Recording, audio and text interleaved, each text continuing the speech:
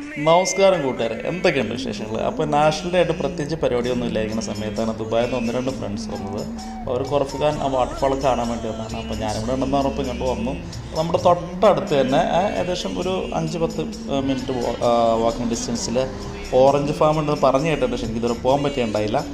അപ്പോൾ ഞങ്ങൾ പോയ സമയത്ത് അവിടെ എൻട്രൻസ് ഉണ്ടായില്ല, കാരണം അറബികളൊക്കെ നാഷണൽ ഡേ ഒത്തുകൂടുന്ന ടൈമായിരുന്നു. അപ്പോൾ അവർ നിങ്ങൾ രാവിലെ വരാൻ പറ്റിയാണെന്ന് പറഞ്ഞു. അപ്പോൾ നമ്മളങ്ങനെ നിൽക്കുന്ന സമയത്താണ് തൊട്ടടുത്ത് വേറൊരു അറബിയുടെ വില്ല കണ്ടത്. അപ്പോൾ വില്ലയിലുള്ള ദൃശ്യമായിട്ട് ഇത് ഒരു പാകിസ്ഥാനി ഉണ്ടായിരുന്നു. അപ്പോൾ അയാൾ പറഞ്ഞു കുഴപ്പമില്ല, നിങ്ങൾ കയറി കണ്ടോന്ന് പറഞ്ഞു. ഞാൻ സത്യം പറഞ്ഞാൽ ആദ്യമായിട്ടാണ് ഈ ഓറഞ്ച് ഫാമൊക്കെ കാണുന്നത്.